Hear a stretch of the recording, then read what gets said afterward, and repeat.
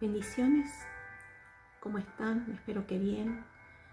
Doy gracias a Dios por poder encontrarnos nuevamente, aunque sea por esta vía, por este medio de la tecnología, pero confiando que pronto podamos hacerlo presencialmente. ¿Me permitís? Vamos a orar. Señor, te doy gracias por este momento, gracias por poder estar compartiendo tu palabra. Te pedimos que nos ayudes, que abras nuestro entendimiento, que nos hagas sensible a tu voz, que podamos no ser solo oidores sino hacedores de tu palabra. Te pido que nos limpies, que nos purifiques. Te pedimos perdón. Venimos delante de ti con un corazón humilde, reconociendo que tú eres el Rey de Reyes y Señor de Señores, que tú mereces toda la honra y toda la gloria. Te damos el honor a ti, Padre, Dios Todopoderoso. Tu presencia, Espíritu Santo, nos revele la verdad, el propósito y la voluntad por la cual fue enviada tu palabra. Te honramos y damos toda la gloria a ti, el único merecedor. Gracias, en el nombre de Cristo Jesús. Amén.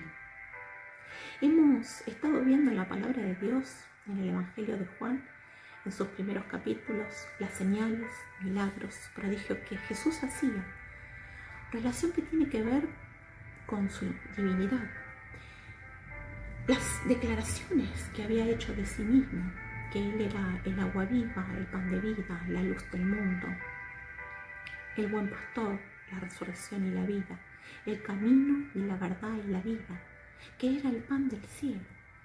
Vimos su vida pública, pero luego nos metimos en su vida íntima, en esos momentos a solas con sus discípulos, ese momento en el aposento, viendo su carácter, su persona, su amor, su compasión, su cuidado por los suyos. Pero ahora, luego de toda esta etapa preciosa, llega la hora de su muerte, su crucifixión y resurrección. Ahora el buen pastor va a dar la vida por sus ovejas. ¿Me acompañas a ver esta etapa final tan difícil que atravesó Jesús como Hijo de Dios hecho hombre? Y la encontramos en el Evangelio de Juan, capítulo 18. Poder distinguir cómo Él mantiene ese carácter de Dios en este camino hacia la cruz y el encuentro que tiene con distintas personas, ver sus acciones, sus reacciones, sus respuestas ante Jesucristo.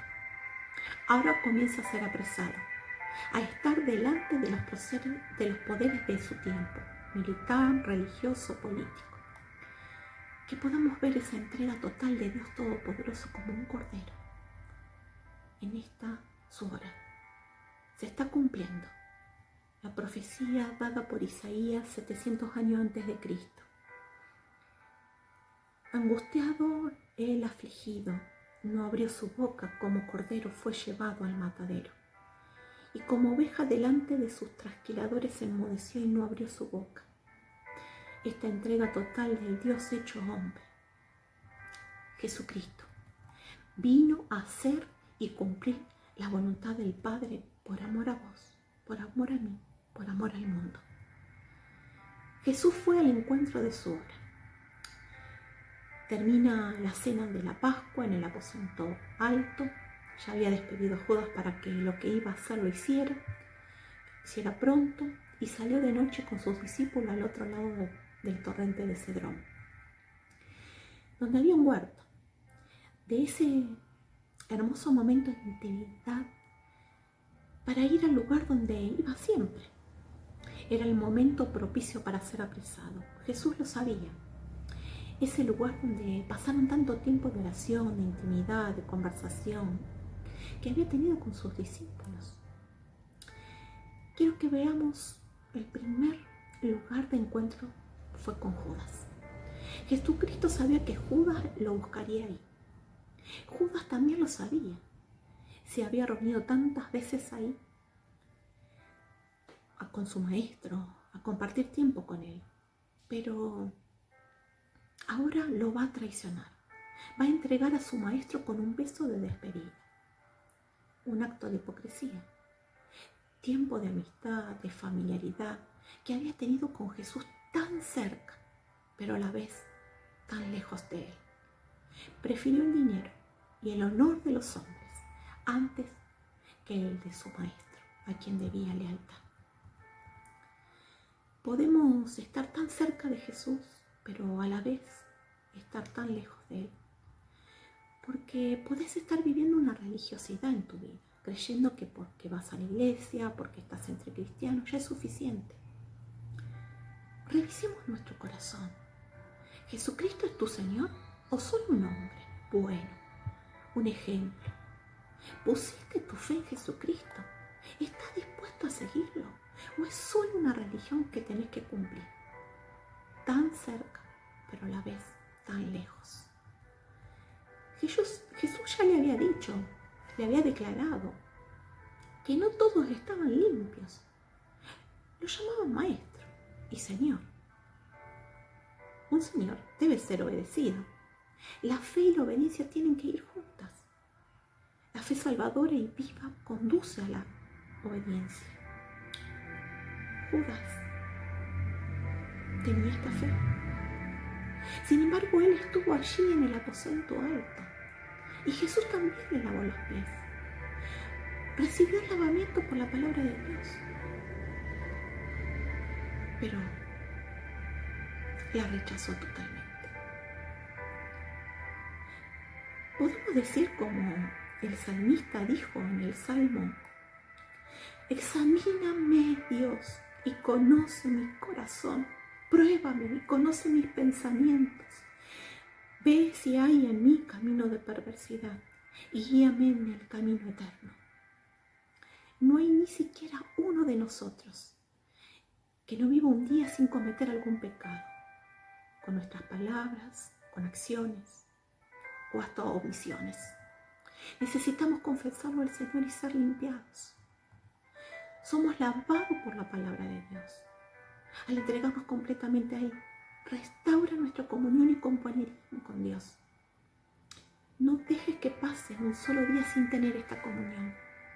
No dejes que el pecado se interponga y rompa este compañerismo verdadero con Jesús.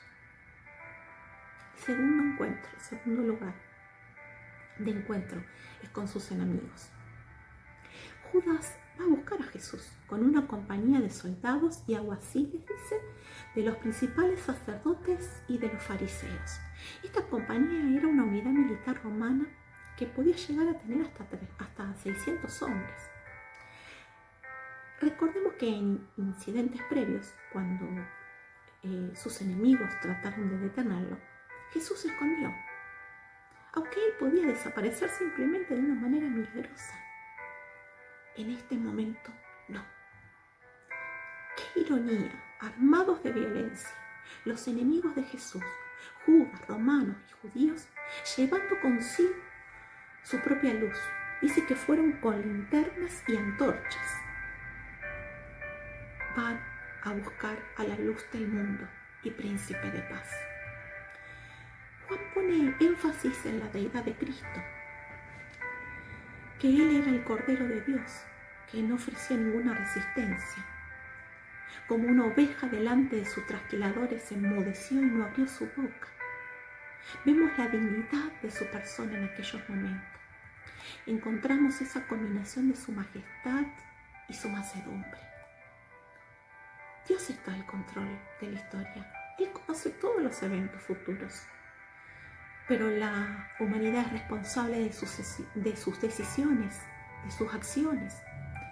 Dios es justo, no manipulador. Jesús anunció que ya había llegado la hora cuando el ministerio tocaba su fin. Era el momento justo para ser apresado. No estaba el pueblo para oponerse, era de noche, y Jesús va ahí, porque Jesús había puesto los ojos en la cruz. y atrás de la cruz estabas vos, yo. Fue al huerto porque fue a tu encuentro, porque quería salvarnos, porque quería morir por nuestros pecados. Él se entregó voluntariamente. Jesucristo no trató de evadir ese tiempo, de esconderse. No fue a tomar otra ruta. Jesucristo sabía todas las cosas que le iban a sobrevenir.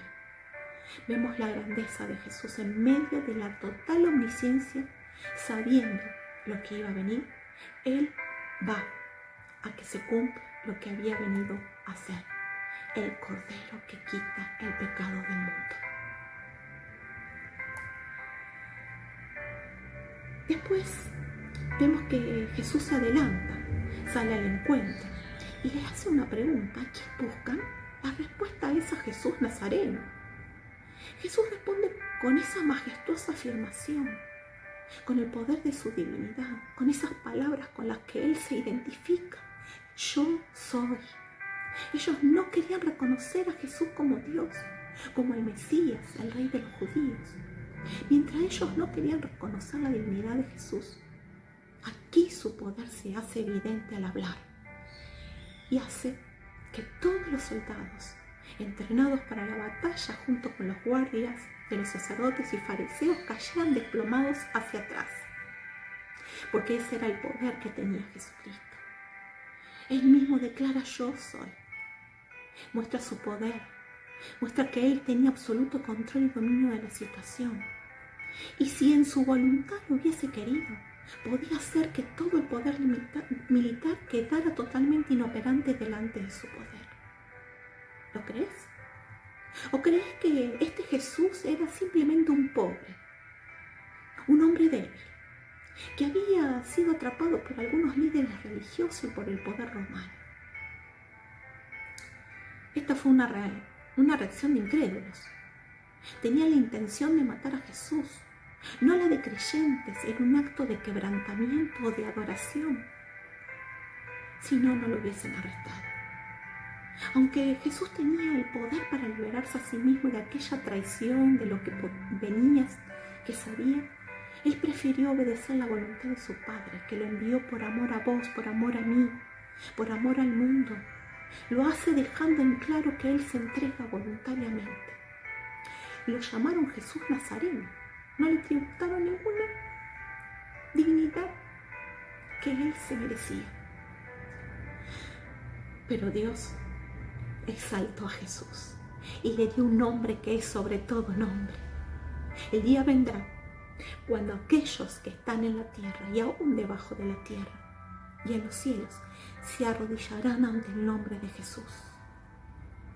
Esta multitud no lo reconoció como el Salvador, como el Cristo, como el Hijo de Dios vivo, el Mesías, Emmanuel, Dios con nosotros.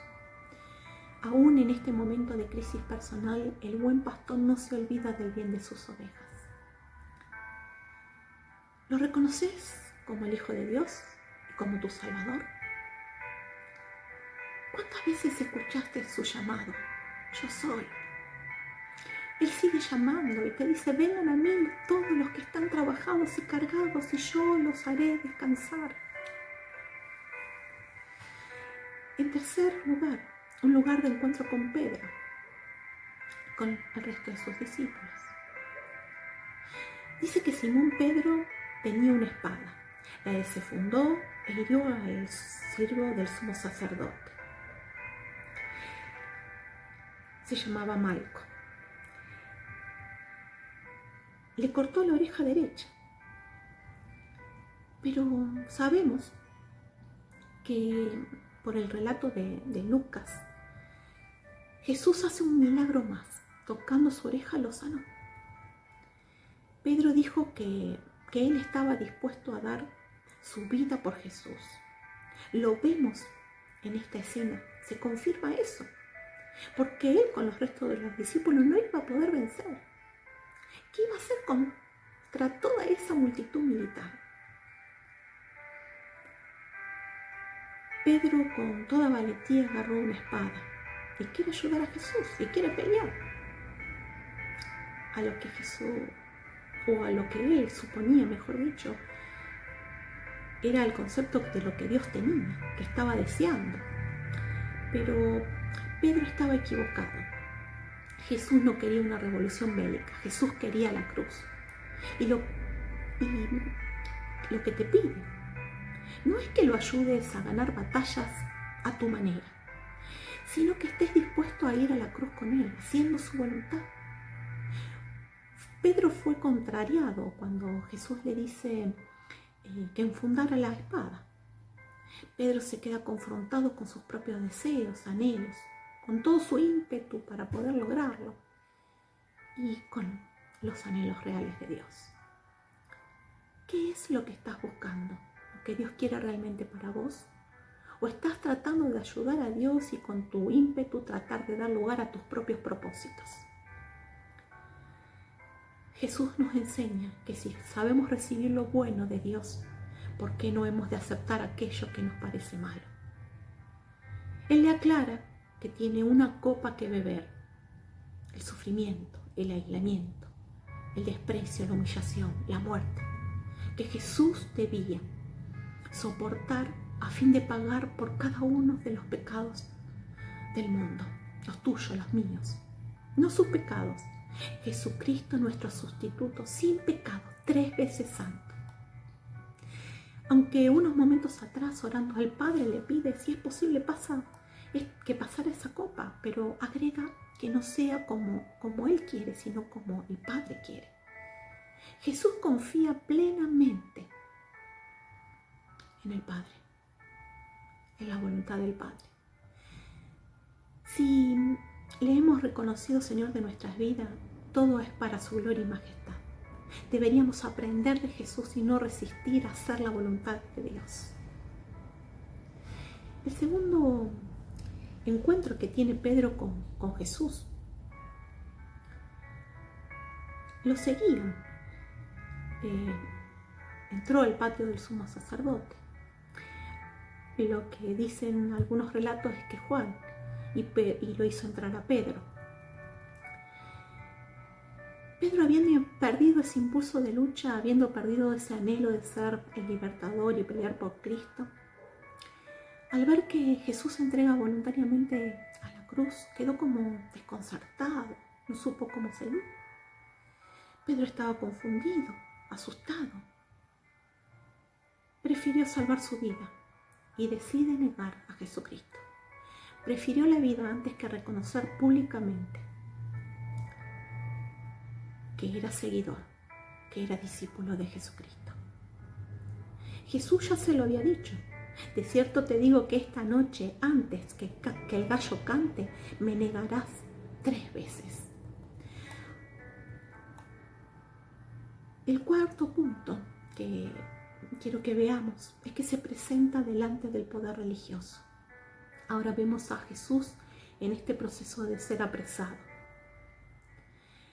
Los soldados, juntos con su comandante, apresaron a Jesús, lo ataron como un criminal a pesar de no haber hecho resistencia, y lo llevan ante aquellos que lo requerían, Anás, Caifás. Comienza este juicio delante del poder religioso, un juicio injusto que violentó sus propias leyes, se hizo de noche, entre algunas cosas que sucedieron, lo cual estaba prohibido por la ley judía, porque se prohibía el arresto de noche a un sospechoso, lo que hace, sin importar que se violenten los justos derechos y justos juicios que las leyes que estaban vigentes en esos tiempos mandaban. Ahora Jesús está delante de este juicio injusto y le hacen un pequeño interrogatorio. Jesús, el sumo sacerdote, le pregunta: ¿cuál es tu doctrina? ¿Cuáles eran sus enseñanzas? ¿Cuáles eran sus discípulos? Mientras tanto el sumo sacerdote interroga a Jesús acerca de sus discípulos, de sus enseñanzas, vemos que tanto Caifás como Anás se interesan más por sus ambiciones políticas que por sus responsabilidades de guiar al pueblo hacia Dios. Caifás prefiere congraciarse con sus enemigos antes que con aquel a quien deberían responder por su sacerdocio. Lo prefería muerto antes que perder su posición, su liderazgo sobre su nación. Es increíble que un hombre a quien el pueblo consideraba el hombre más espiritual de su nación sea aquel que prefiera que muera el Mesías esperado. Esto nos demuestra que podemos estar en una posición de liderazgo espiritual y no conocer la voluntad de Dios, si no pasamos tiempo en su presencia para conocerla. Necesitamos de esto. Jesucristo responde, y lo vemos en los versículos 20, que dice: yo públicamente he hablado, nada lo hizo en oculto, lo hizo todo públicamente, declaró abiertamente en el templo, en la sinagoga, en la fiesta solemne de los judíos. Yo soy el agua de vida, dijo, el pan de vida, declaró su divinidad delante del pueblo, no ocultó su identidad. Es por eso que quisieron apedrearlo muchas veces. Que ahí no se preocuparon si estaban o no violentando la ley. Querían matarlo y apedrearlo, y él escapó, porque claramente estaba evidenciando y diciendo que era Dios. Y eso es lo que le dice ahora al sumo sacerdote. Yo lo he dicho, no me voy a retractar. Esto es público, todos lo conocen, que yo he dicho esto. Esta es mi doctrina, estos son mis discípulos. Todas estas declaraciones son ciertas.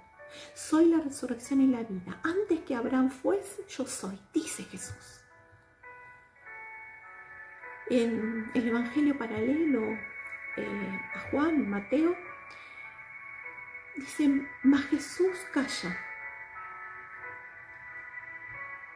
Entonces el sumo sacerdote le dijo: si eres el Cristo, el Hijo de Dios. A lo cual responde: tú lo has dicho. Y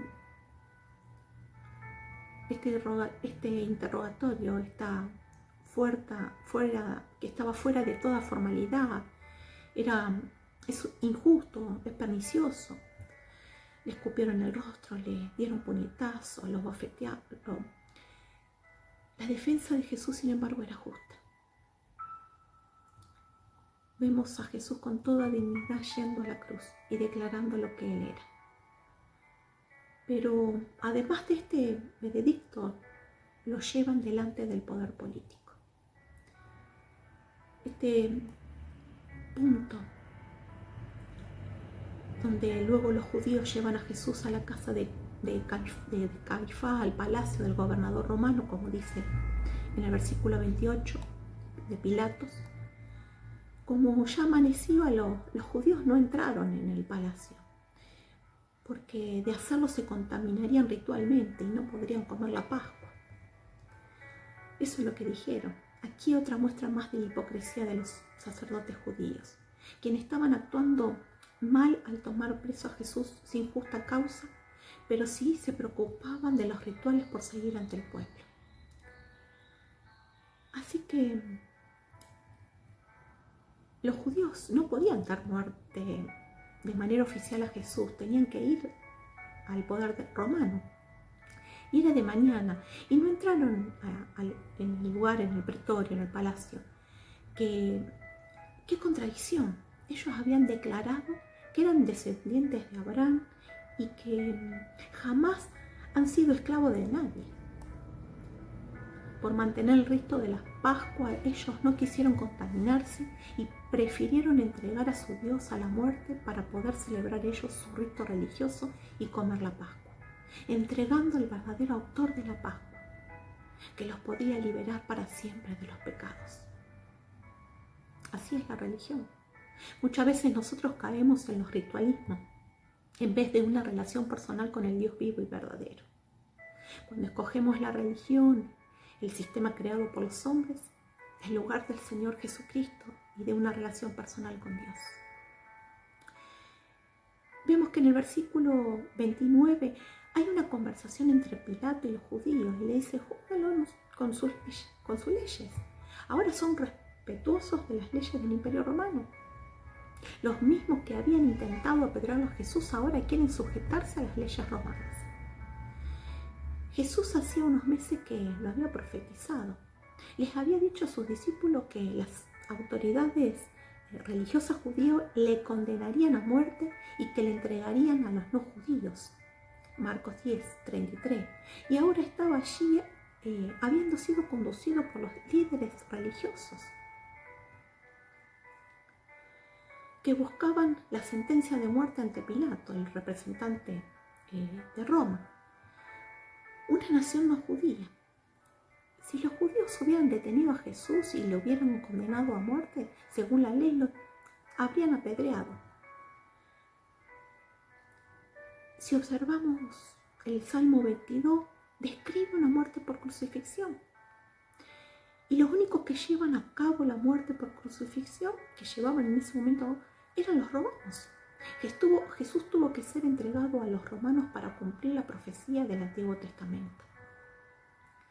Lo que ellos buscan no era justicia, sino de exhibirlo públicamente en una cruz y humillarlo delante de todos. Ellos buscaban la cruz para Jesús, pero Jesús también buscaba la cruz por amor a vos y a mí. Para Dios, aún aquellas cosas que parecen descabelladas, esos cambios repentinos o esas cosas que aparecen contrarias, también están bajo el control supremo de su voluntad. Y luego, en los versículos del 33 al 36, vemos la conversación entre Pilato y Jesús. Pilato no quería meterse. No lo sé, se defiende. Yo no soy judío, es tu nación quien te está entregando. Explícate, decime, ¿por qué ellos te han traído? ¿Qué has hecho? ¿Qué hiciste? Y ahí es donde Jesucristo le deja en claro: yo soy rey, pero que su reino no es de este mundo. Su reino tiene un origen espiritual, su reino se origina en el cielo, pero va a llegar a ser el que va a gobernar sobre todo este mundo. Su reino trasciende a este mundo. Por eso, delante del poder político, Jesucristo se presenta como rey, delante del poder religioso como Dios y delante del poder militar como el omnipotente que tiene el poder sobre toda instancia.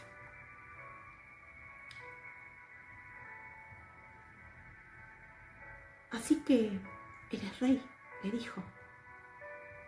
Eres tú quien dice que soy rey.